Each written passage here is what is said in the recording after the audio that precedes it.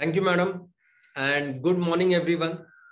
दोस्तों नमस्कार, मैं डॉक्टर श्याम गुलो फिर से एक बार आपका इस ट्रेनिंग सेशन में स्वागत करता हूं। मैं आशा करता हूं कि आप सभी लोग स्वस्थ हैं और आप अपने साथ अपने परिवार का यानी घर का परिवार और एमसीएल परिवार दोनों का ख्याल रख रहे हैं। मैं ये भी उम्मीद करता हूं कि आप सभी लोग 1 घंटा बहुत अच्छी एक्सरसाइज कर रहे हो, अपने हार्ट अपने लंग को मजबूत कर रहे हो और अपनी इम्यूनिटी बढ़ा रहे हो।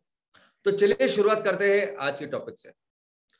दोस्तों, जब कभी भी आप अपने गांव में, अपने तहसील में अच्छी मेडिकल व्यवस्था होनी चाहिए, अच्छी स्वास्थ्य को लेके इंफ्रास्ट्रक्चर होना चाहिए, जब इसके बारे में सोचते हो कि मेरे गांव में, मेरे तहसील में अच्छे हेल्थ को लेके पूरा सिस्टम होना चाहिए, तो क्या दिमाग में आता है आपके दिमाग में आता होगा नहीं, मेरे यहाँ बहुत अच्छे प्राथमिक आरोग्य केंद्र होने चाहिए, अच्छे अस्पताल होने चाहिए, डॉक्टर्स अच्छे होने चाहिए, नर्सेस होने चाहिए, अगर कोई बीमार पड़े तो यहाँ उपलब्ध दवाई भी अच्छी होनी चाहिए और इंडोर के लिए इतनी व्यवस्था होनी चाहिए कि कोई भी चाहिए तो वहां आराम से एडमिट हो सकता है। तो जब भी अगर आपको लगता है कि अगर आपने ये विजन, ये मिशन रखा है अपने गांव के लिए कि मैं अपने गांव की, अपने तहसील की ये पूरी जो मेडिकल जो व्यवस्था है वो अच्छी करूंगा, तो आपके दिमाग में सिर्फ और सिर्फ ये चीज आएगी जिसे हम एलोपैथी कहते हैं। दोस्तों, आज ये पूरा जो सिस्टम है, जो हमारे इस वैद्यकीय व्यवस्था का ये पूरा सिस्टम, इसे मेन स्ट्रीम सिस्टम कहते हैं। हमने कोरोना में भी देखा और हर बार जब हम लोग मेडिकल वैद्यकीय चीजों के बारे में सोचते हैं तो बस इसी सिस्टम को देखते हैं जिसे main stream system, scientific system, modern system ऐसा कहते हैं। और ये जो शास्त्र है, ये जो पैथी है, इसको एलोपैथी ऐसे कहते हैं। और इस एलोपैथी को छोड़ के कोई भी दुनिया का अगर शास्त्र है, कोई भी दुनिया का औषध शास्त्र है या आरोग्य शास्त्र है या कोई उपचार पद्धति है, इन सभी को क्या कहते हैं? तो इन सभी को कहते हैं दुनिया में कॉम्प्लीमेंट्री एंड अल्टरनेटिव मेडिसिन। तो इसमें आयुर्वेदा आता है, योगा, नेचुरोपैथी, यूनानी, सिद्ध, होम्योपैथी और सब कुछ दुनिया की चीजें आती है।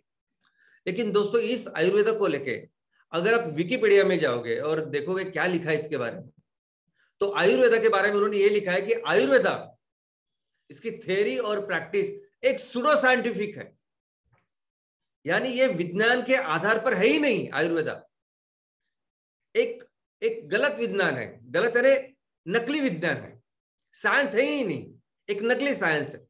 और इस आयुर्वेदा को जो भी प्रैक्टिस करते हैं वो क्वैक्स है, यानी ढोंगी डॉक्टर है, वो डॉक्टर है ही नहीं।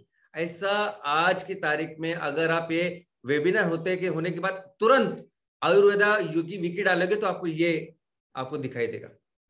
तो दोस्तों, मैं आपको बताना चाहता हूं कि एलोपैथी की शुरुआत हुई 1810 में, और आज अगर आपने कैलकुलेट किया तो एलोपैथी पिछले 250 साल से हमारे सामने है, जो मेन स्ट्रीम जिसको हम कहते हैं। लेकिन हमारे पूरे दुनिया की जो संस्कृति है, पूरी दुनिया की, मनुष्य एक जगह बस्ती करके रहने लगा लगभग 40,000 साल पहले। लेकिन ये अलग अलग जो संस्कृतियां है, अलग अलग जो सिविलाइजेशन है, उसकी शुरुआत हुई लगभग 10,000 साल पहले से। अभी इस 10,000 सालों में अलग अलग जगह पे अलग अलग संस्कृतियों ने जो काम किया है, वो आज भी कई ऐसी चीजें जो हम आज यहाँ मॉडर्न दिनों में नहीं कर सकते। तो क्या लोगों को ऐसा लगता है कि इसके बिना इतने हजारों साल जो हमने जिए, ये सब काम किया, तो इसपे औषध, इसपे आरोग्य को लेके उस आरोग्य शास्त्र में कोई भी ऐसी डेवलपमेंट नहीं हुई थी? दोस्तों, ये बाबिलोनियन एक सिविलाइजेशन, अब ये बेबीलोनियन जो सिविलाइजेशन है, वो इसका मतलब आज का जो ईरान, तुर्की, सीरिया, सब, वह ये जो बिल्डिंग है, ये बिल्डिंग आज भी है। आज भी इस बिल्डिंग को पूरी दुनिया के जो 7 आश्चर्य है उसमें से एक माना जाता है। आज के जो भी ये जो इंजीनियर्स है, उनकी समझ में नहीं आया कि कैसे बिल्डिंग अभी तक है वह दोस्तों।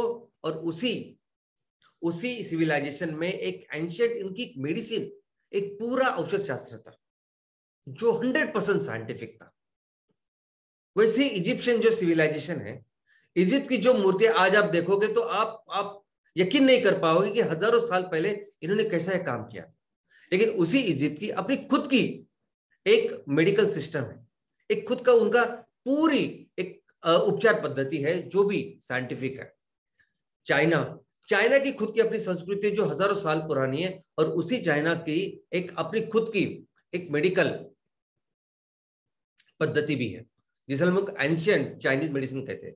लेकिन जब अपने देश की बात आती है तो दोस्तों मैं आपको बताना चाहता हूं कि पूरे सिविलाइजेशन में, पूरी दुनिया में जितनी भी संस्कृति हुई उन सभी संस्कृतियों में सबसे सर्वश्रेष्ठ, सबसे डेवलप्ड, सबसे बेस्ट, बहुत ही आगे अगर कोई सिविलाइजेशन, अगर कोई सभ्यता है तो वो हमारी सिंधु घाटी की सभ्यता है।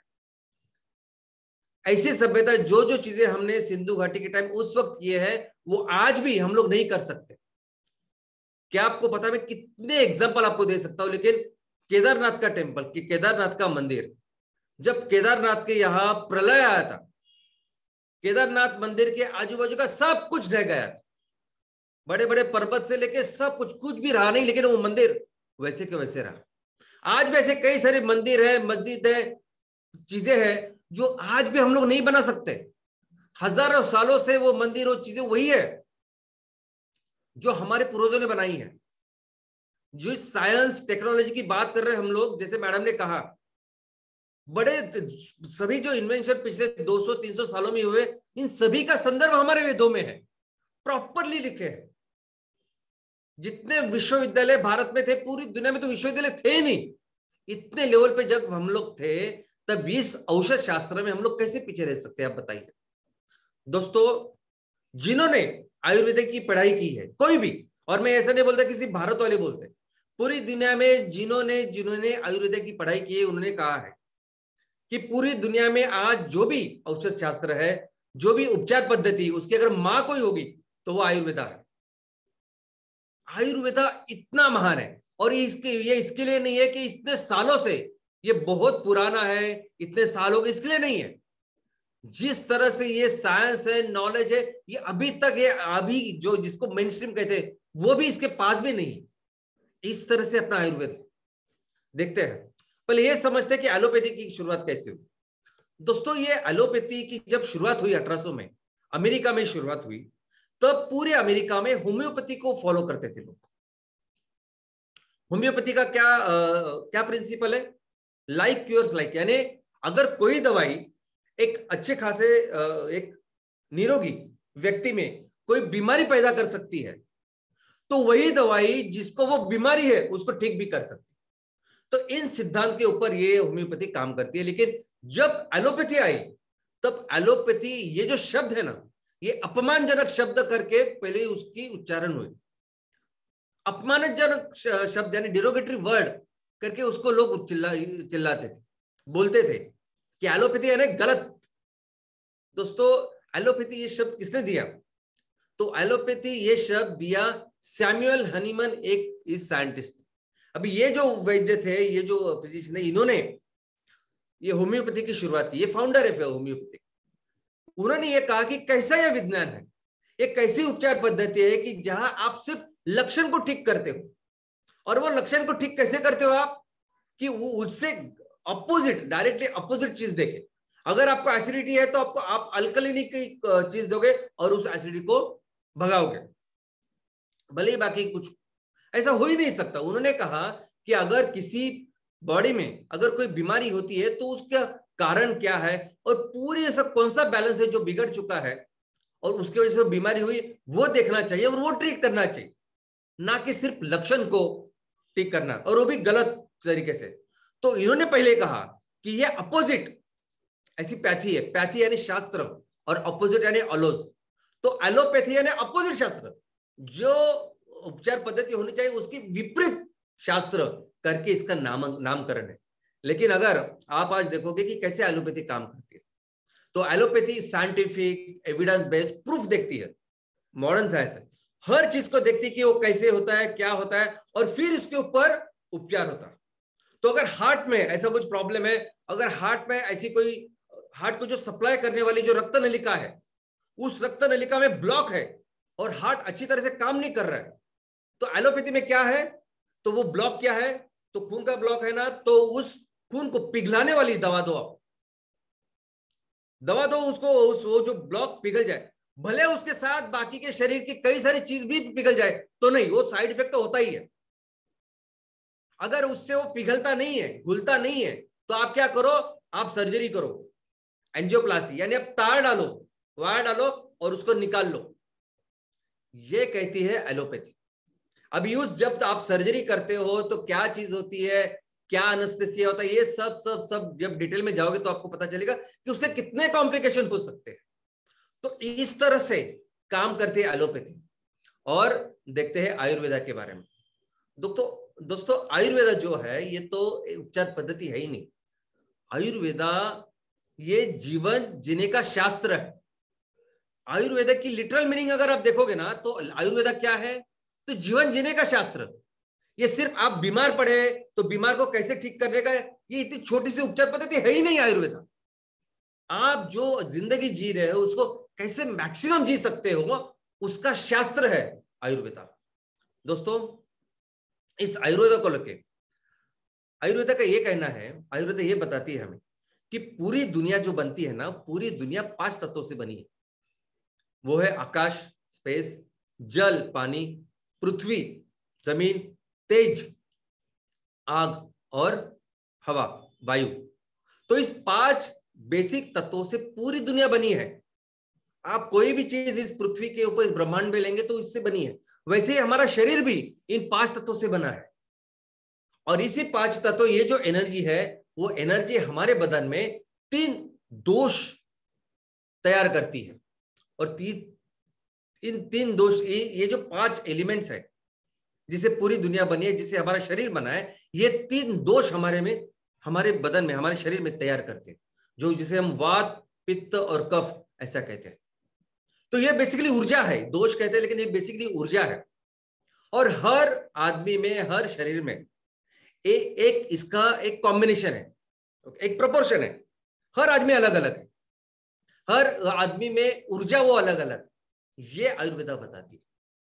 तो आप सभी चीजों के मेजरमेंट करते हो एलोपैथी में। आपकी हाइट कितनी है, रंग कैसा है, वजन कितना है, हीमोग्लोबिन कितना है, वो सब ठीक है।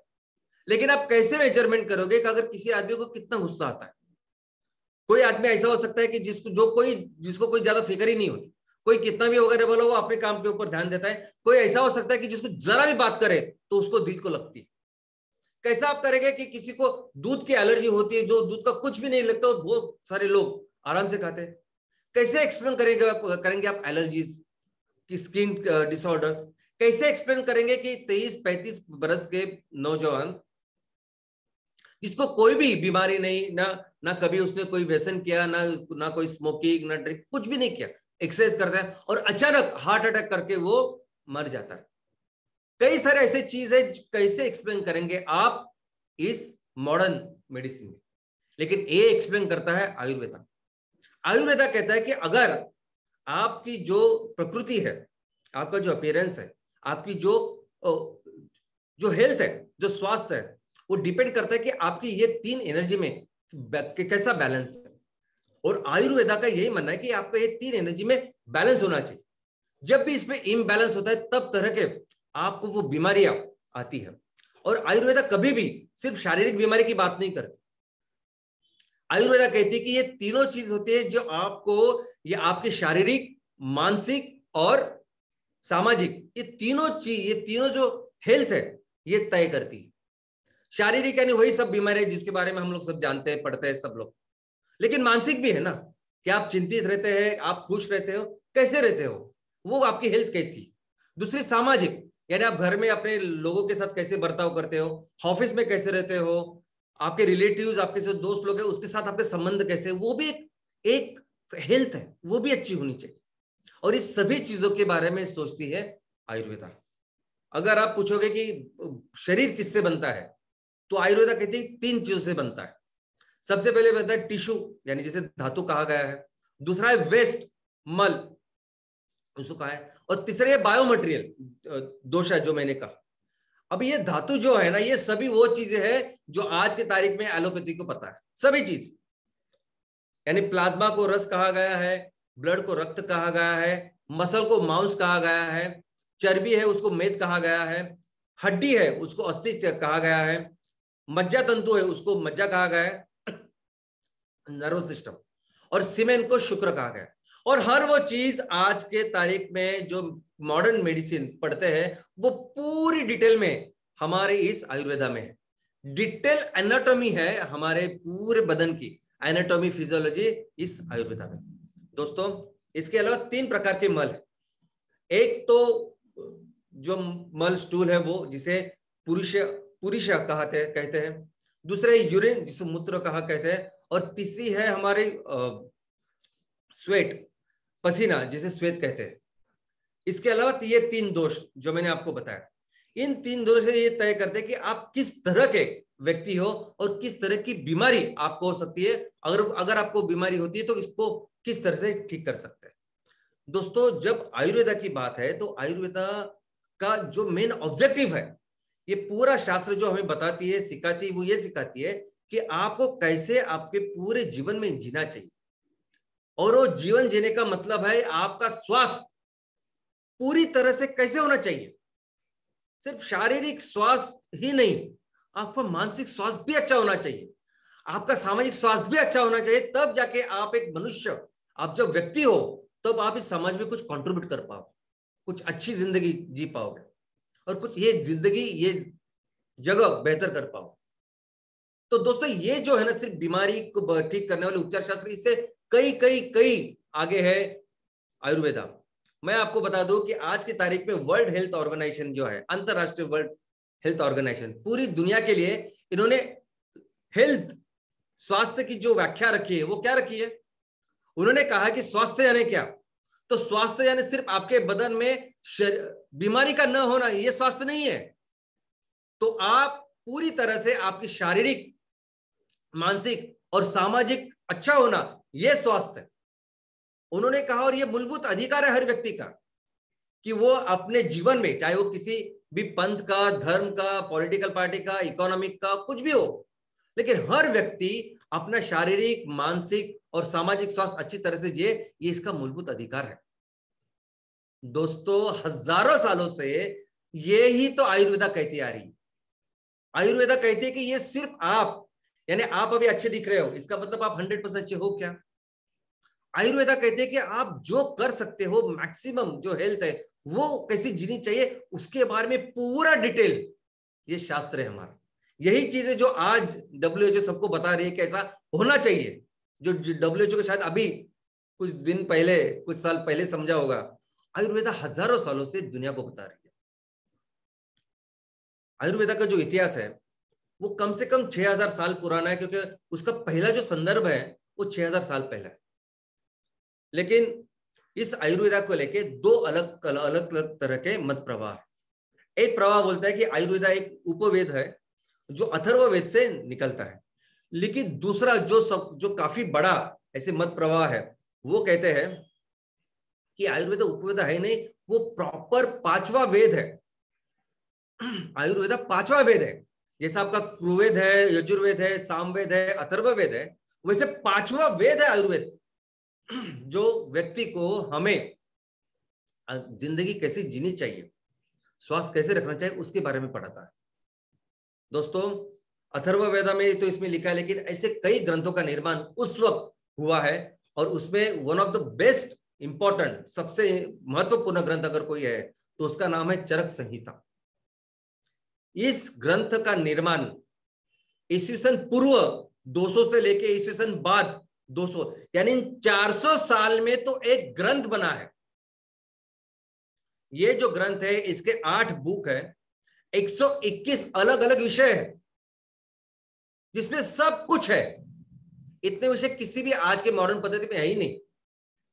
यानी हमारी इस बॉडी, ह्यूमन बॉडी को लेके एंशिएंट थियरीज, सभी थियरीज है। कोई भी बीमारी जब होती है तो उसके पर क्या वजह होती है, क्या कारण है, उसके पीछे बहुत बड़ी वो विषय है। अगर कोई बीमारी होती है तो उसके क्या क्या लक्षण हो सकते हैं, वो भी डिटेल में इसमें लिखा है।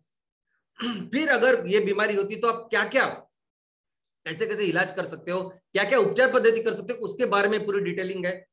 मेडिकल एजुकेशन, यानी यही ज्ञान, यही वैज्ञानिक हेल्थ का जो ज्ञान है वो अगर हमें आगे की जनरेशन को देना है तो किस तरह से एजुकेशन होना चाहिए, ये भी उसमें लिखा है।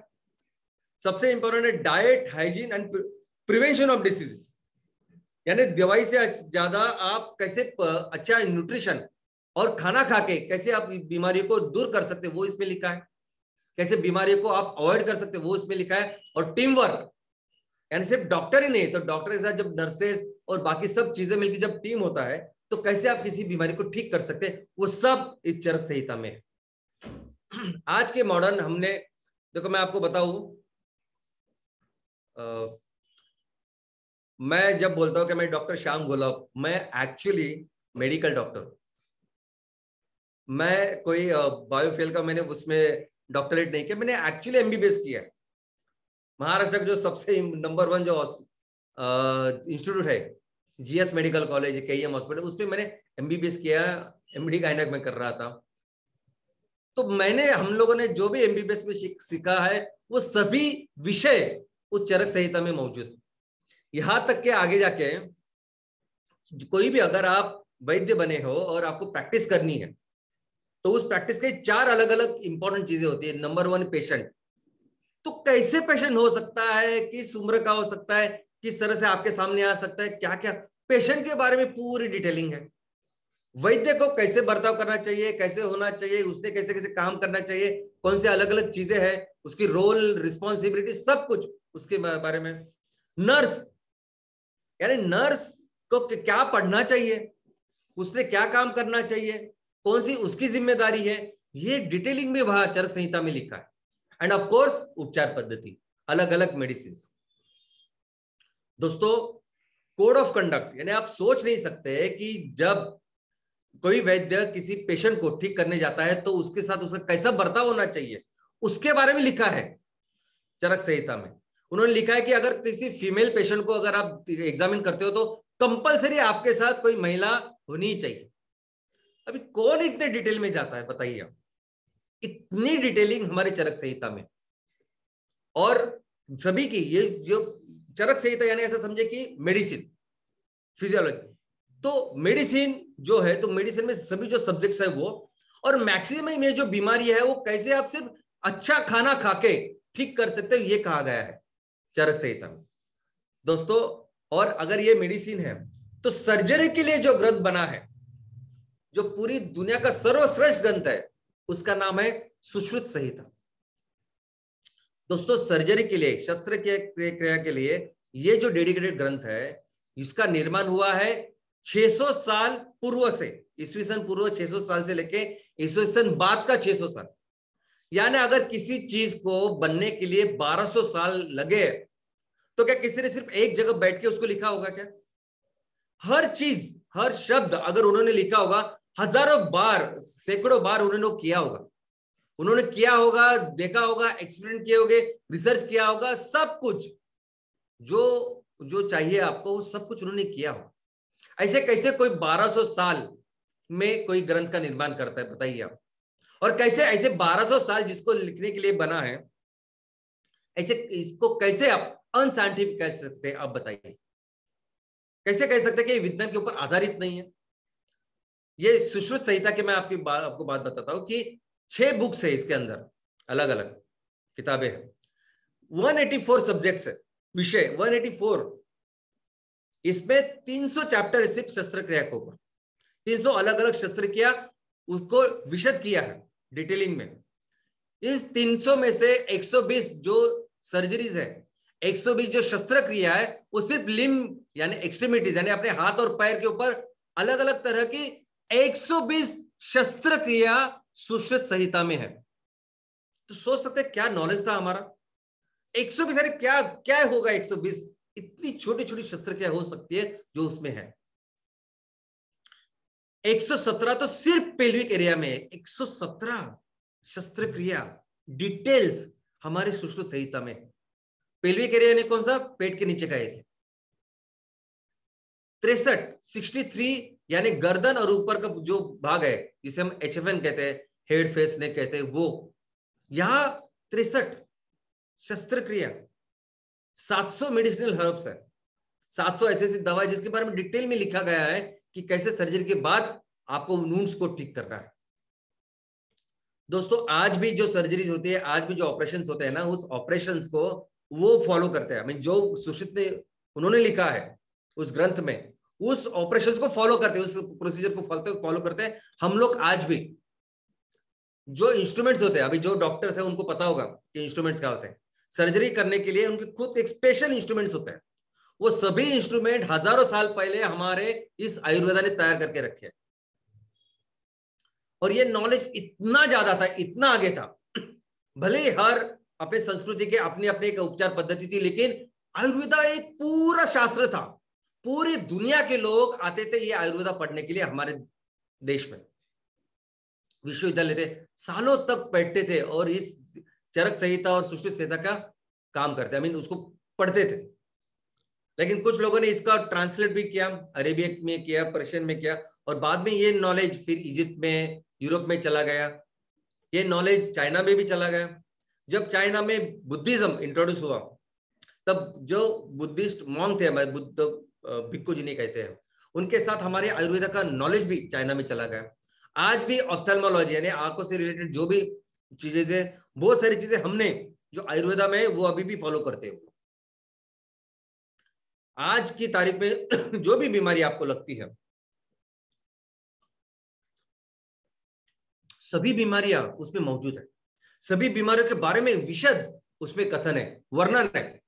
हार्ट से लेके, डायबिटीज से लेके, हाइपरटेंशन से लेके सब कुछ उसमें है। ये सभी जो ब्लड के जो डिटेलिंग है, अगर किसी को लगता होगा ये तो सिर्फ कॉस्मिक वगैरह बोलते हैं, एनर्जी के बारे में बोलते हैं, लेकिन आपको जो भी अंदर ब्लड, लिम्फ, प्लाज्मा और हर कोई चीज, हर कोई पेशी अगर आप अपने पढ़ी है तो वो उस आयुर्वेदा में है। लेप्रेसी का सबसे पहले मेंशन इस आयुर्वेदा में। तो दोस्तों इस तरह से आयुर्वेदा है। और आयुर्वेदा की उपचार पद्धति, निदान पद्धति, यानी आपको कौन सी बीमारी है ये समझने के लिए डायग्नोसिस, इसके लिए तो पूरी डिटेलिंग है आयुर्वेदा में। आज के तारीख में ये मॉडर्न साइंस में अगर आप जाओगे, किसी डॉक्टर के पास जाइए, तो वो आपको पूछेगा क्या होगा और उसको क्या करेंगे, कोई आपको एक लंबी लिस्ट थमा देगा कि आपको ये सब करो, इसके सब टेस्ट करो, ये जांच करो, उसके रिपोर्ट्स लेके आओ, तब मैं देखूंगा कि आपको बीमारी क्या है। ओके, लेकिन आयुर्वेदा में इतनी डिटेलिंग दी है, मैं आपको बताता हूं। नाड़ी परीक्षा, आपको क्या लगता है कि नाड़ी परीक्षा यानी सिर्फ कितने हार्ट बीट्स है मिनट को, उसे इतना समझता है? बिल्कुल नहीं। उस नाड़ी परीक्षा से पूरी आपका कार्डियोवास्कुलर सिस्टम उसके बारे में समझते। आपका हार्ट रेट कम है, ज्यादा है, वो तो है ही, लेकिन किस तरह से वो पंप हो रहा है, किस तरीके से आपकी ब्लड वेसल्स है पूरे बदन में, किस तरह से आपका खून जा रहा है, नहीं जा रहा है, वो सब दिखता है। आप कोलेस्ट्रॉल के बारे में आप सोचते होंगे, कोलेस्ट्रॉल ज्यादा हुआ तो क्या होता है, हार्ट अटैक आता है। कैसे आता है? बिकॉज कोलेस्ट्रॉल से एथेरोस्क्लेरोसिस होता है। ये जो सब नसें है ना, वो जो हार्ड हो जाती है, कि पूरा समझता है। आपने प्रॉपरली अगर नाड़ी परीक्षा की तो ये पूरी चीज इस सिर्फ नाड़ी परीक्षा से समझते हैं। आपको बुखार है कि नहीं, ये भी नाड़ी परीक्षा से समझता है। आपके अंदर कोई बीमारी है, इन्फेक्शन है, ये भी आपको समझता है सिर्फ नाड़ी परीक्षा से। तो पूरे बदन की ये जो हार्ट और ये पूरा रक्ताभिसरण जिसे हम लोग कह सकते हैं, सर्कुलेशन, ये समझता है नाड़ी परीक्षा से।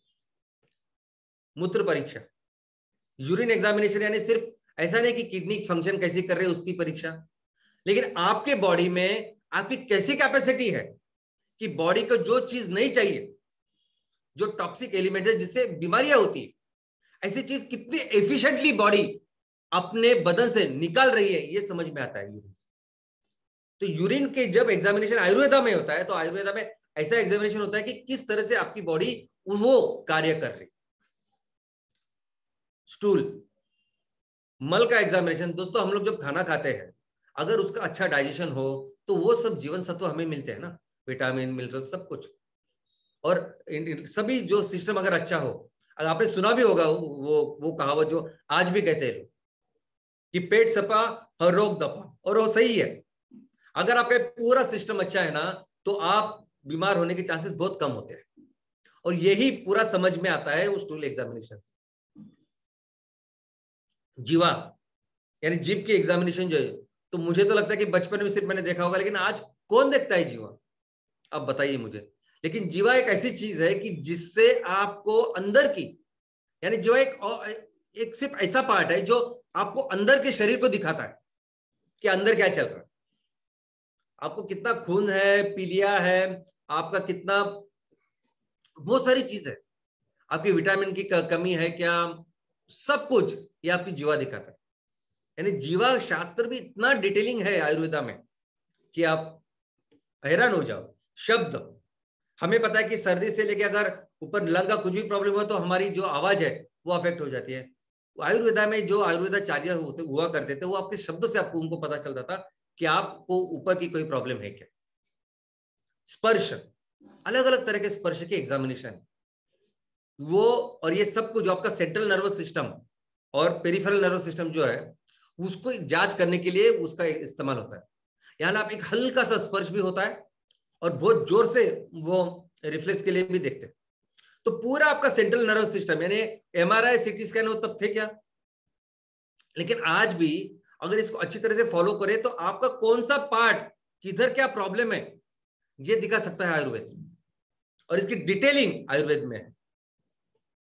दृक यानी विजन, तो विजन भी सिर्फ आंखों से नहीं, ये भी सेंट्रल नर्वस सिस्टम से कनेक्टेड है, तो पूरे उस सिस्टम की जांच होती है दृक एग्जामिनेशन। अपीयरेंस, आकृति, यानी जिस तरह से आप दिख रहे हो, जिस तरह से आप आ रहे हो, जिस तरह से आप चलते हो, जिस तरह से आपकी कोई चीज है, उस पूरी चीजों से फिर क्या क्या अनुमान होता है, क्या क्या हो सकता है, क्या क्या लक्षण हो सकते हैं, ये पूरा आयुर्वेद में है। और ये निदान पद्धति आयुर्वेद में डिटेलिंग में है।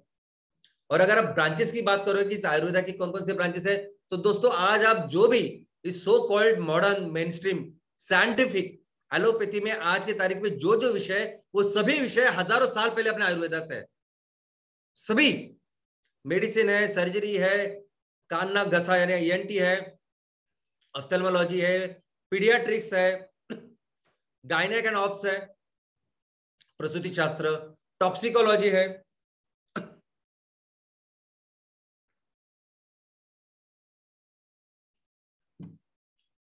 साइकेट्री है, जीरियाट्रिक्स है, जैसे बच्चों का शास्त्र होता है पीडियाट्रिक्स, वैसे बूढ़ों का शास्त्र होता है जीरियाट्रिक्स, वो डिटेलिंग में है आयुर्वेदा में। सेक्सोलॉजी, यानी सुपर सुपर जो स्पेशलाइजेशन बोलते हैं ना, वो सब कुछ है हमारे आयुर्वेदा में।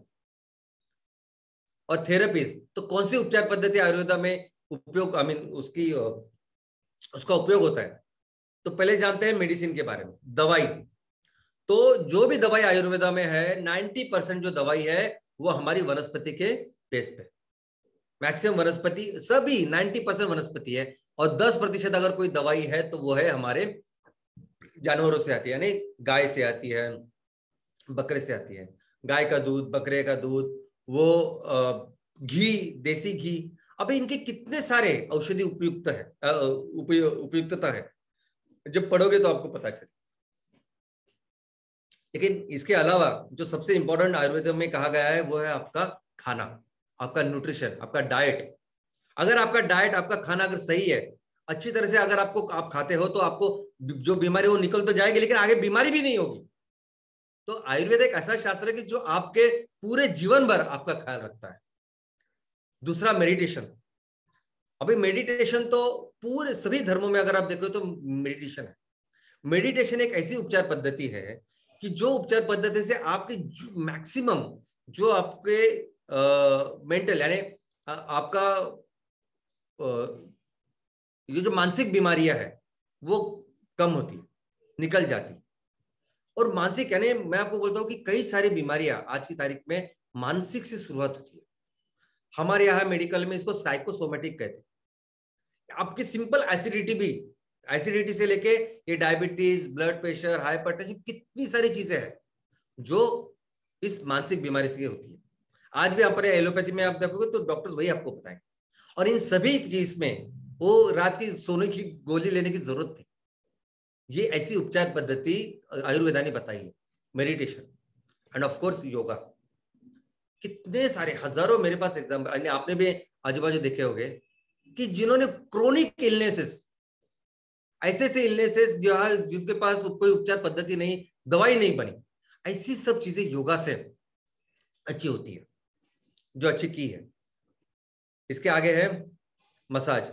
मसाज भी भारत ने, इस आयुर्वेदा ने पूरी दुनिया को दिया हुआ एक एक गिफ्ट है, ऐसा समझ सकते हैं कि कैसे मसाज से आप बहुत सारी बीमारियां ठीक कर सकते हो और कैसे रेगुलर मसाज से आप अच्छे रह सकते हो। इसके अलावा लैक्सेटिव्स यानी ऐसी दवाई है जो आपका ये पेट सफा करता है, वो इसका डिटेलिंग है आयुर्वेदा में। और जैसा हमने देखा अभी कि पेट सफा हर रोग दफा, तो ये बहुत जरूरी है। इसके ऊपर बहुत इंपॉर्टेंट चीज आयुर्वेदा ने दी है। और आप खुद भी ये आपको हमेशा ज्यादा इंपॉर्टेंट नहीं लगता, लेकिन ये बहुत इंपॉर्टेंट है लैक्सेटिव्स। और अगर उस दवाई से आपका पेट सही नहीं होता तो एक ऐसी उपचार पद्धति है कि जिसमें आपको एक विशिष्ट पोजीशन में पानी डाल के उसको साफ करते हैं, जिसको हम लोग एनीमा कहते हैं। ये भी आयुर्वेदा में डिटेलिंग में है। और मेडिसिनल ऑयल्स, दोस्तों ये जो पाउडर, ये जो टैबलेट्स आप लोग लेते हैं ना, इससे ज्यादा कोई किसी वनस्पति की, जो आयुर्वेदिक वनस्पति है, उसका जब तेल लेके अगर आप उसका उपचार करोगे तो आपको पता नहीं उसके कितने ज्यादा अहम ऐसे रिजल्ट्स है। तो ये सब उपचार पद्धति है, लेकिन कुछ बेसिक प्रिंसिपल्स है आयुर्वेदा। आयुर्वेदा जब कोई बीमारी ठीक करते है, कोई किसी पेशेंट को ठीक करता है ना, तो आयुर्वेद क्या करता है, तो पहला प्रिंसिपल तो आपके जो शरीर में जो इम्बैलेंस है, ये जो 3 कफ वात पित्त ये चीज है, इसका जो बैलेंस तैयार कर पहले रिस्टोर करने का काम, ये पहला प्रिंसिपल है आयुर्वेदा का। दूसरा प्रिंसिपल है कि आपके बदन में अगर कोई डिफिशियंसी है तो उस डिफिशियंसी को करेक्ट करता है आयुर्वेदा। यानी अगर आपको कुछ अल्सर्स आ रहे हैं, आपको कुछ स्किन आपकी अच्छी नहीं है, तो आयुर्वेदा सिर्फ स्किन के ऊपर लगाने वाला लोशन नहीं देगा आप। आयुर्वेदा देखेगा कि किसकी वजह से है ये, किसकी वजह से ऐसी स्किन हो रही है, किसकी वजह से ऐसा सब प्रॉब्लम है, बालों का अगर कुछ प्रॉब्लम हो रहा है तो आयुर्वेदा वो डिफिशियंसीज करेक्ट करने के लिए आपको दवा देगा। और सिर्फ दवा नहीं देगा, आयुर्वेदा ये देखेगा कि कैसे वो सब चीजें आपको खाने से मिलेगी, तो वो डिफिशियंसीज खाने से वो नीट करती है। इम्यून सिस्टम, दोस्तों कितना जरूरी है इम्यून सिस्टम, यानी हमारे जो प्रतिकारक शक्ति, हमारे बदन में इतनी सारी प्रतिकारक शक्ति है कि आप सोच नहीं सकते, कोई बीमारी छू भी नहीं सकती, इतना कुदरत ने हमें दिया है, बनाया है इसे। मैं आपको एग्जांपल देता हूं कि आपने सुना होगा कि जो ब्रेन है, ब्रेन का हम इस्तेमाल, ये जो दिमाग है, इसका इस्तेमाल पूरे पूरे हमारे जीवन में सिर्फ 2 से 3% करते हैं। यानी 97% हम लोग तो ब्रेन का इस्तेमाल ही नहीं करते। तो वैसे ही चीज है हमारे पूरे बॉडी में। और कोरोना में हमने देखा भाई, कोरोना और कोरोना जैसे कई सारे वायरस जो है भाई, वायरसेस के अभी इन्फेक्शन आते हैं आपको आपने देखा, वो बर्ड फ्लू हो, कोरोना हो, काफी सारे ये जो वायरसेस आते हैं ये आपके बदन में आएंगे। अगर आपकी इम्यूनिटी बहुत अच्छी है तो 2-3 दिन आपके बदन में रहेंगे, निकल जाएगा, आपको पता भी नहीं चलेगा। आपको पता भी नहीं चलेगा कि कुछ इन्फेक्शन या कुछ ऐसे वायरस आके कुछ मेरे बदन में रुके थे कुछ दिन। लेकिन अगर आपकी इम्यूनिटी ठीक नहीं है तो फिर आपको वो बीमारी होती है। तो अगर आपकी इम्यूनिटी अच्छी है ना, तो आपको कोरोना वायरस हो, उसको ओमिक्रॉन हो या कोई भी उसका वेरिएंट हो, आपको डरने की जरूरत नहीं है। आयुर्वेदा उसके ऊपर काम करती है, पूरी दुनिया काम करती है लसीकरण के ऊपर, आयुर्वेदा इसके ऊपर काम करे जो सबसे बड़ा लसीकरण है। अगर आपकी इम्यूनिटी सही है, अभी ये देखो टीबी के तो जो विषाणु है हर जगह है, आपके आजू बाजू सब जगह है, आप जहां बैठे हो वहां भी आजू बाजू टीबी के विषाणु है। लेकिन मोमेंट आपकी इम्यूनिटी कम होती है तो वो आपको टीबी होगा, और जिसकी इम्यूनिटी अच्छी है उसको टीबी नहीं होगा। तो ये बेसिक जो चीजें है वो आयुर्वेद में उन्होंने किया है। और इसके ऊपर उपचार पद्धति है कि कैसे आपकी इम्यूनिटी को बढ़ाए और बेहतर करे। तो आयुर्वेदा इज कॉम्प्रिहेंसिव हेल्थ है। आयुर्वेदा कोई उपचार पद्धति नहीं है कि इतना छोटा सा काम किया, उसका भाग ठीक किया, बस हो गया। अरे कैसे आप जिंदगी जियोगे पूरी जिंदगी भर, कैसे आपका मानसिक सामाजिक स्वास्थ्य अच्छा रहेगा, उसके बारे में उसका ख्याल रखता है आयुर्वेदा। और इस आयुर्वेदा के ऊपर ऑब्जेक्शंस क्या है, तो जैसा मैंने कहा कि आयुर्वेदा के ऊपर ऐसा ऑब्जेक्शन है, अभी लोग ने लिखते हैं, देखा आपने देखा, ओपनली लिखा है उन्होंने, स्टार्टिंग लाइन है कि आयुर्वेदा इज अनसाइंटिफिक। तो मुझे तो लगता है ये लोगों ने अभी पढ़ा नहीं कि आयुर्वेदा क्या है, क्योंकि हम लोगों ने अच्छी तरह से पढ़ा नहीं। हम लोगों ने, जिन्होंने ऑब्जेक्शन लेना चाहिए, कुछ करना चाहिए, हमें ही पता नहीं है आयुर्वेदा क्या है। कौन पढ़ता है आजकल आज की तारीख में आयुर्वेदा।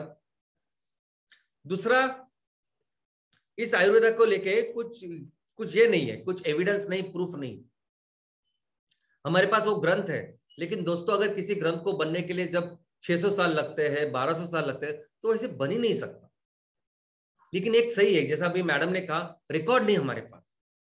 ये सब कुछ अगर उन्होंने किया होगा, सब कुछ लिख के रखा भी होगा, तो पूरा जला के खाक कर दिया अंग्रेजों ने। कुछ रखा नहीं है हमारे पास, सब नॉलेज वहां लेके गया और अभी हमको वो सिखा रहे हैं। पूरी दुनिया कहती है कि इस आयुर्वेदा में बहुत सारे हेवी हार्मफुल मेटल्स होते हैं, और ये ऐसे मेटल्स होते हैं कि जिसकी वजह अगर आप आयुर्वेदा को खाएंगे तो आपको बीमारी होगी और इरिवर्सिबल प्रॉब्लम्स हो गया, सेंट्रल नर्वस सिस्टम और बाकी सब होंगे, बच्चे में पहले होंगे। ऐसे ऐसे सभी जगह बोलते हैं।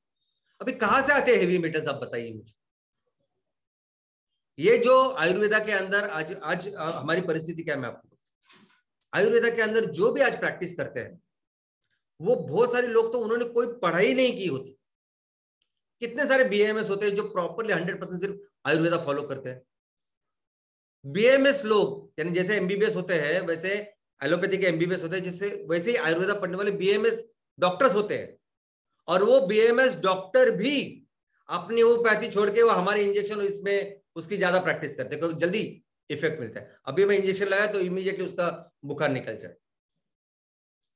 तो वो छोड़ के कई सारे ऐसे लोग हैं जो कौन सा मिश्रण बनाते हैं, क्या करते हैं और भेजते हैं, और उससे नाम खराब होता है। कहां से आएंगे मेटल्स? मेटल की कोई चीज नहीं, ये हम ही लोगों ने इसको खराब करके रखा है। और इसीलिए अमेरिका ने बैन किया 2008 के बाद कि कोई भी ऐसे आयुर्वेदा का प्रोडक्ट आएगा तो हमारे परमिशन वैलिड से नहीं आएगा, और इसमें हेवी मेटल होते तो उसको आप यूज ही मत करो, इस्तेमाल ही मत करो, ऐसा अमेरिका कहती है। कनाडा ने तो पूरी तरह से उसको बंद किया है। आयुर्वेदा प्रोडक्ट बिल्कुल नहीं, उसमें केमिकल्स है। तो पूरी दुनिया में अगर आप देखोगे तो कई सारे ऐसे चीजें हैं कि जिन्होंने रेस्ट्रिक्शंस रखे कि आयुर्वेदा को प्रोडक्ट्स हम लोग नहीं इस्तेमाल करेंगे, और इसको ऐसे बनाने वाले हम लोग ही हैं। आज के तारीख में हजारों लोग आयुर्वेदा की प्रैक्टिस करते हैं, यहाँ हमारे गांव में, शहरों में, हर जगह। कितने लोगों ने साइंटिफिकली वो सब चीजें पढ़ी है और वो करते हैं, ये आप देख सकते हैं। मुझे तो लगता है बहुत सारे लोग तो उन्होंने कोई दवाई कोई पढ़ाई भी नहीं की होती, और वैसे ही आयुर्वेदा के नाम पे वो कुछ भी देते हैं। और इन सब चीजों से हमने अपना खुद का नाम खराब करके रखा, आयुर्वेदा का नाम खराब करके रखा। और ये जब चीजें, ये जो रेस्ट्रिक्शंस है पूरे दुनिया के, ये सब हमने ही तैयार किया है ऐसा हम लोग कह सकते हैं। लेकिन इस आयुर्वेदा का इंपॉर्टेंस बहुत ज्यादा है दोस्तों। सबसे पहले मैं आपको बता दूं हर्बल मेडिसिन के बारे में। अभी अगर अमेरिका बोलती है कि कोई भी आयुर्वेदा की दवाई नहीं आनी चाहिए, तो क्यों अमेरिका और अमेरिका सहित सभी देश क्यों उस हल्दी के ऊपर काम करते हैं? बताइए आप मुझे। हल्दी के, अभी मैं आपको स्टोरी बताऊं कि अमेरिका में 2 साइंटिस्ट थे और उनकी पूरी टीम, इन्होंने हल्दी के ऊपर रिसर्च किया। और हल्दी के ऊपर रिसर्च करके उन्होंने फिर पाया, उन्होंने देखा कि हल्दी के कितने सारे गुणकारी चीजें हैं, इतने सारी चीजों के ऊपर हल्दी चलती है। हल्दी में कितने सारे मेडिसिनल इफेक्ट है, अगर हल्दी इस्तेमाल करे तो कोई केमिकल्स लेने की जरूरत ही नहीं, ऐसा उन्होंने लिखा। और वहां अमेरिका के गवर्नमेंट को उन्होंने बोला कि हमको पेटेंट चाहिए हल्दी का, क्योंकि हल्दी में इतनी सारी औषधि वनस्पति, इतना सब कुछ है हल्दी में, तो हम लोग पूरी दुनिया को बताना चाहते हैं, तो इसका पेटेंट हमारे नाम पे हो। और अमेरिका के गवर्नमेंट ने दिया अभी उनको पेटेंट 1995 में, हल्दी का पेटेंट। अभी मुझे बताइए आप, आज भी हमें हमारे घर में किसी को भी अगर कोई जख्म होती लगता है तो पहले हम लोग उसको उसमें हल्दी लगाते हैं। हल्दी लगाते क्योंकि हमको पता है कि अगर हल्दी लगाएंगे तो खून बंद हो जाए, हल्दी लगाएंगे तो कोई इंफेक्शन नहीं हो। आज भी अगर सर्दी खांसी होती है, कोरोना में भी जिसको भी खांसी थी वो सुबह शाम गर्म दूध में हल्दी डाल के हम लोग पीते थे। अभी ये चीज क्या हमने कभी किसी से पढ़ी है क्या? कुछ किताबें पढ़ी, बाद में हमको पता चली? नहीं, ये तो हमारा कल्चर है। ये हमारी माँ ने बताया, हमारी नानी ने बताया, दादी ने बताया, और उसके हमारे दादी को उसके दादी ने बताया। तो ये हमारा कल्चर है, आयुर्वेद हमारा कल्चर है। और ये बात जब हमारे यहाँ समझ में आई तो हमारे यहाँ, हमारे देश के एक बहुत महान ऐसे साइंटिस्ट है जिनका नाम है रघुनाथ माशेलकर साहब। जैसे हमारे ये अब्दुल कलाम सर है जिनको हम लोग सब पूछते हैं, तो वैसे ही बहुत महान साइंटिस्ट में से ये है रघुनाथ माशेलकर साहब, पद्मश्री, पद्म विभूषण, वो सब। 1995 ने जब अमेरिका ने ऐसा हल्दी का पेटेंट उनको दिया, उसके खिलाफ अंतरराष्ट्रीय कोर्ट में ये चले गए और उन्होंने कहा कि ये नहीं, और उन्होंने पूरी पढ़ाई की, हमारे जो संदर्भ ग्रंथ थे उनसे सब संदर्भ निकाले, एविडेंस सब निकाले, सबूत तैयार किए पूरी तरह से, और अंतरराष्ट्रीय कोर्ट को उन्होंने पेश किया।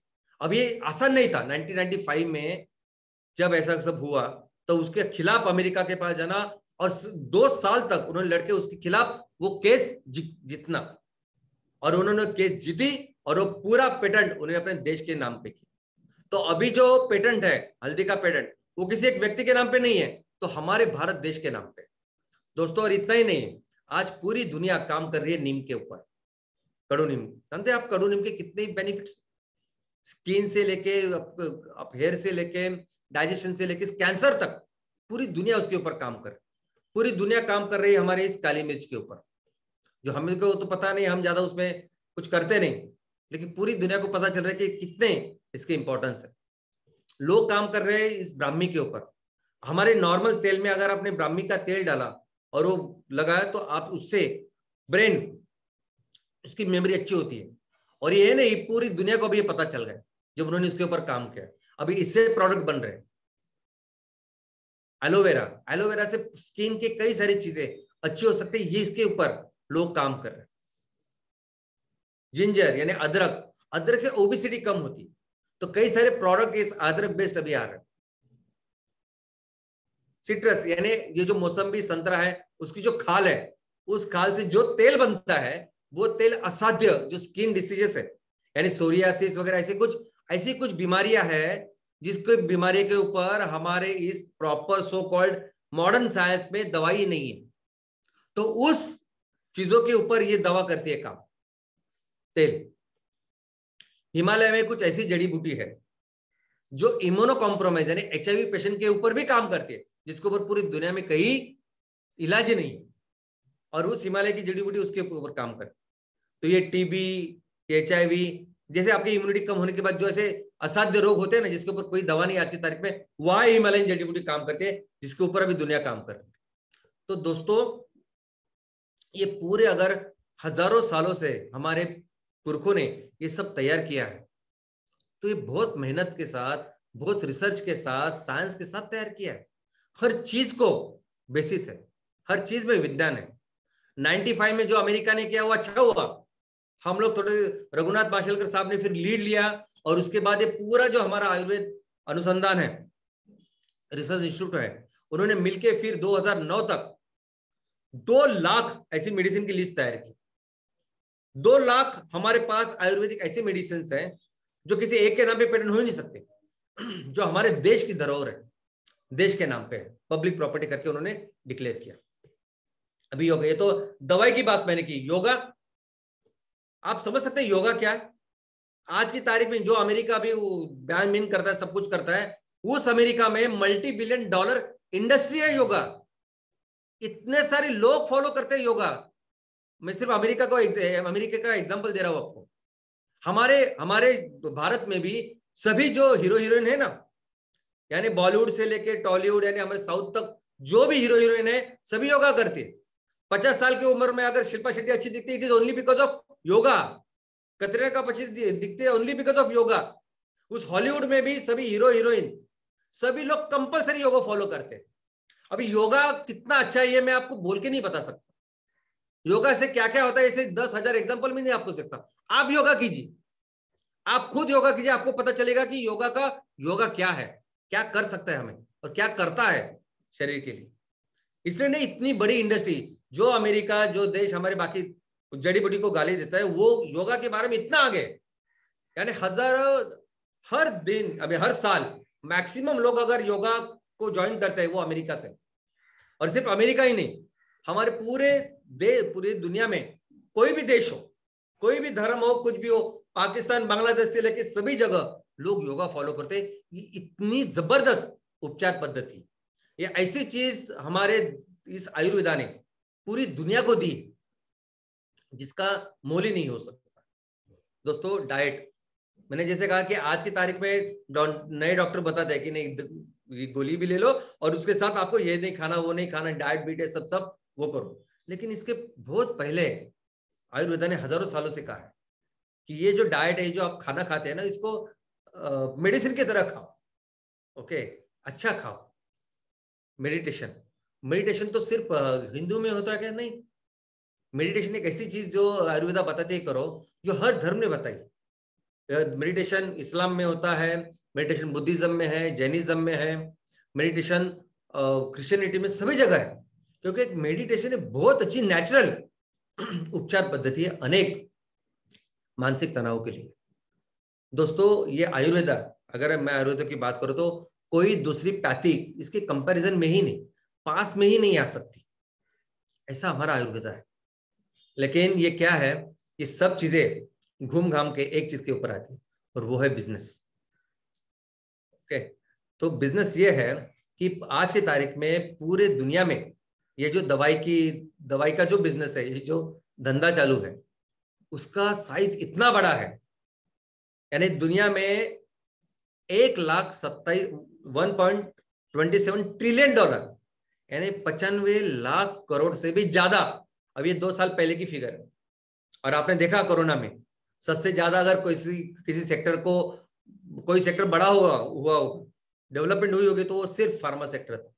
तो मैं सिर्फ दवाई की बात कर रहा हूं, बाकी चीजों की नहीं। तो ये सिर्फ दवाई हमने बेची, पूरी दुनिया में बेची गई 95 लाख करोड़ से भी ज्यादा। और आपको मालूम है, ये 95 लाख करोड़ का माल बेचने के लिए कितने पैसे लगे होंगे उनको? 5 लाख करोड़ भी नहीं।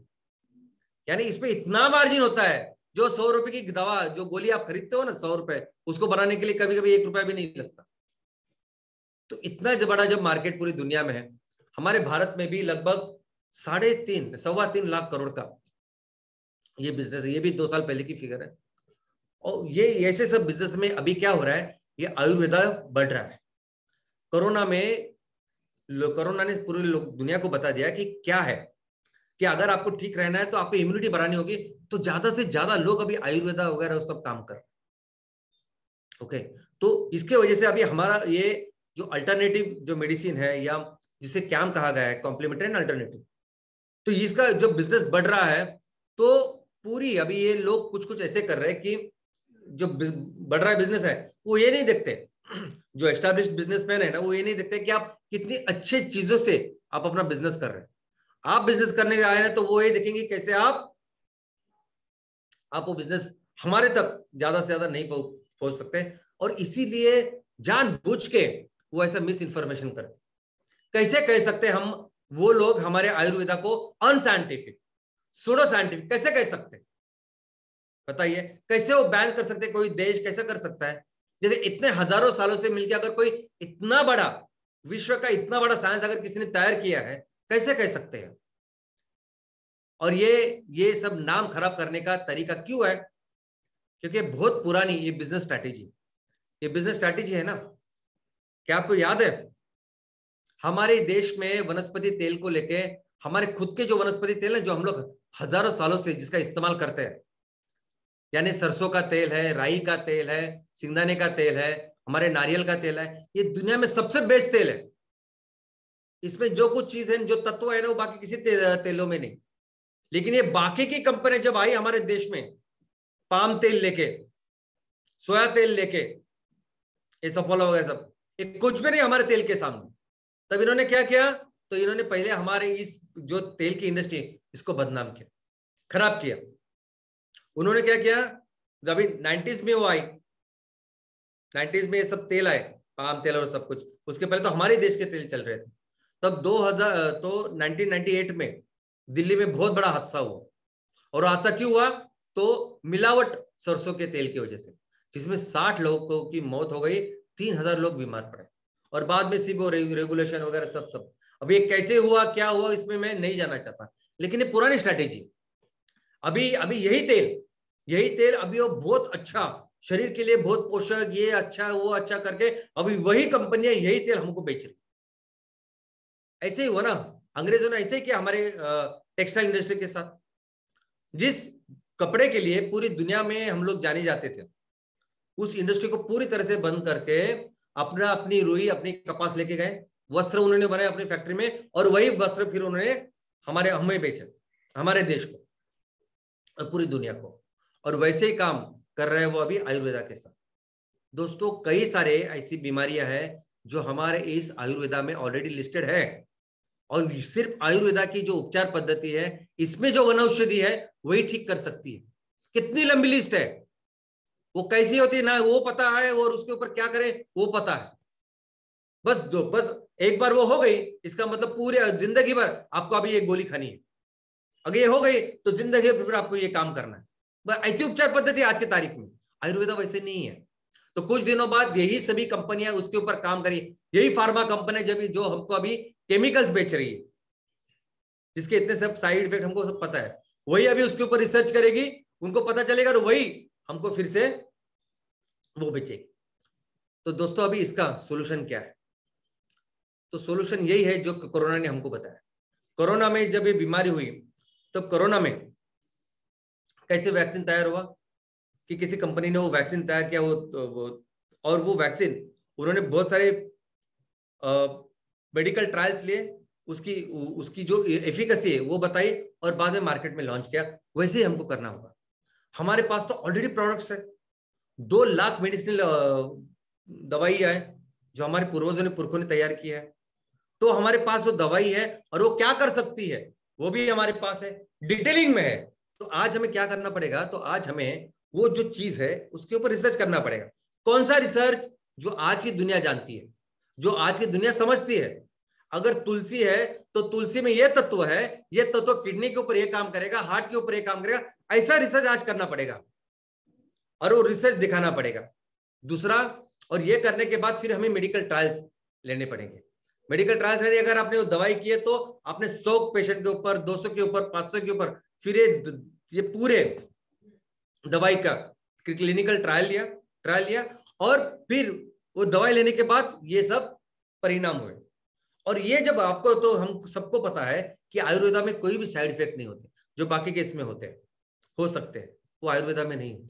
और एक बार ये प्रूव होने के बाद फिर पूरी दुनिया को ये प्रमोशन मार्केटिंग करते हैं, पूरी दुनिया को बताते हैं कि क्या आयुर्वेदा है, और उस हिसाब से हमें लोगों को बताना चाहिए, करना चाहिए।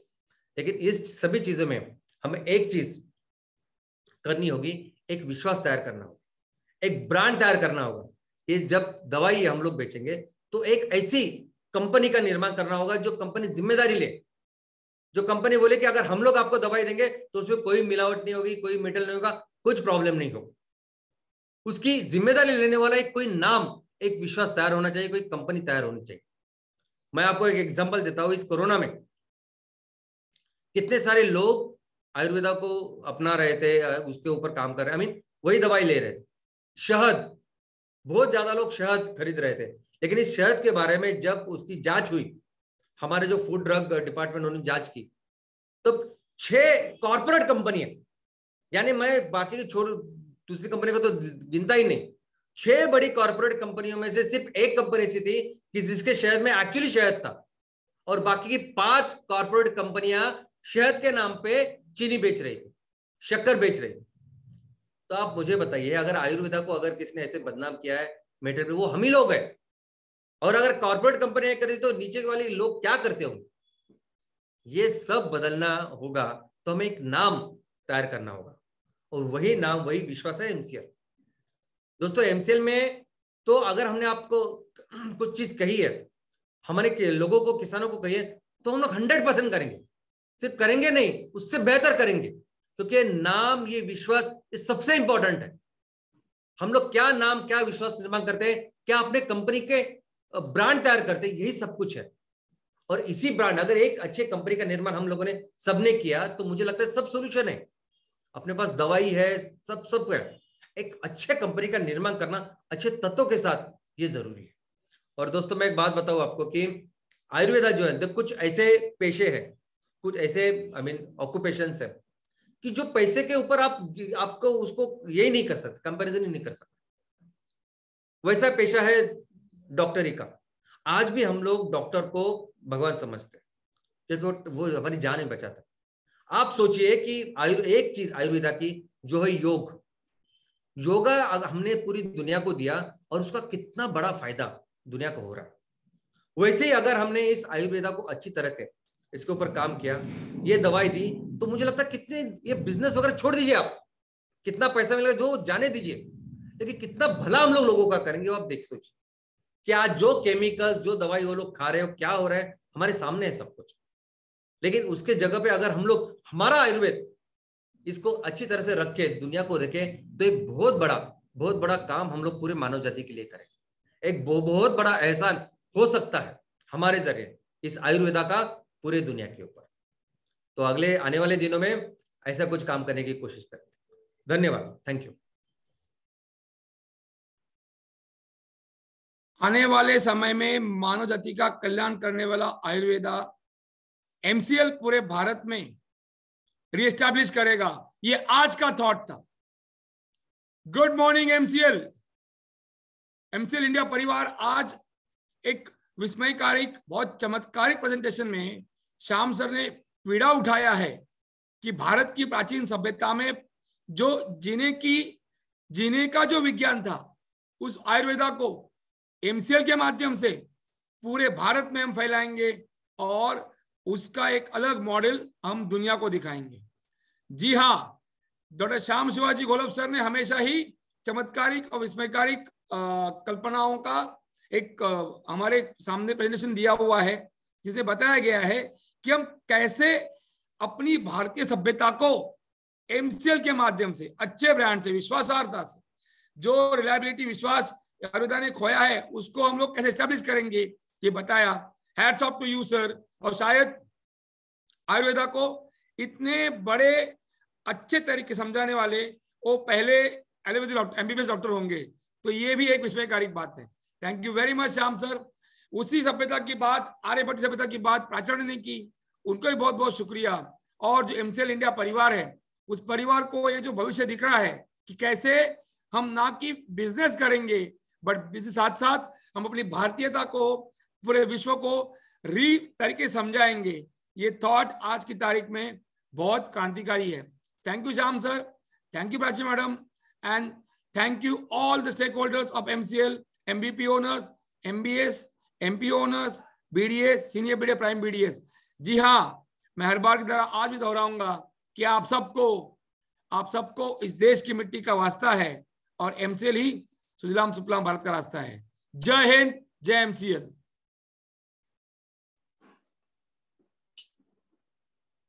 Thank you very much, Dr. Lavesh sir. Thank you for encouraging us. And मैं आप सभी को फिर एक बार याद दिलाना चाहता हूं कि दोस्तों कृपया चैट बॉक्स में जो लिंक दी गई है उसके ऊपर जाइए और अपना फीडबैक हमें भेज दीजिए। शुक्रिया। एंड मैं यहाँ पर शुक्रिया अदा करना चाहता हूँ प्राची मैम का, जो हर बार की तरह आज भी एक क्रांतिकारी विचार जिन्होंने हमें दिया है।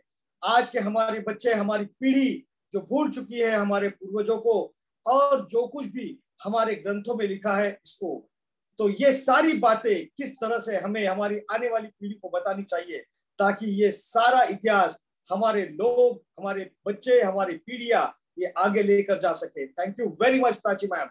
एंड मैं शुक्रिया अदा करना चाहूंगा उस इंसान का जो हर बार हमें कहते हैं कि बिजनेस करना है, हमें आगे बढ़ना है, आर्थिक महासत्ता बनाना है, लेकिन सिर्फ बिजनेस ही नहीं, हम जो भारतीय विश्व शांति का संदेश जिन्होंने पूरी दुनिया को दिया, वही संदेश आज हमने सुना डॉक्टर श्याम सर की ओर से, जो कह रहे हैं कि सिर्फ बिजनेस ही नहीं, लेकिन वो शास्त्र, वो चिकित्सा शास्त्र जो आज से हजारों साल पहले हमने भारत में बनाया है, वो सारी बातें साइंटिफिक है और ये सारी बातें हम दुनिया की तरफ रखेंगे और उसके साथ साथ दुनिया में बीमारी ठीक करने के लिए नहीं बल्कि बीमारी हो ना, इसके लिए काम करेंगे। Thank you very much Shyam sir, इस प्रकार से इस विषय को हम सबके सामने रखने के लिए और हमें एक नया दृष्टिकोण देने के लिए मैं शुक्रिया अदा करना चाहूंगा आप सभी का, जो हर बार की तरह इस बार शुक्रवार आज फिर सुबह आकर इस ट्रेनिंग सेशन को अटेंड करते हैं, अपने ज्ञान में वृद्धि करते हैं और दोस्तों इस ज्ञान का हम उपयोग करके हमारे साथ साथ हमारे समाज और हमारे देश और आने वाले दिनों में पूरे विश्व का हम कल्याण करेंगे। Thank you very much for being here. And मैं शुक्रिया अदा करना चाहूंगा हमारी पूरी एमसीएल टीम का, जो इस काम को आगे लेकर जाने के लिए दिन रात मेहनत करती है। तो थैंक यू वेरी मच और इसी के साथ मैं आप सभी को यह गुजारिश करूंगा कि कृपया आप अपने परिवार के सेहत का ख्याल रखिए।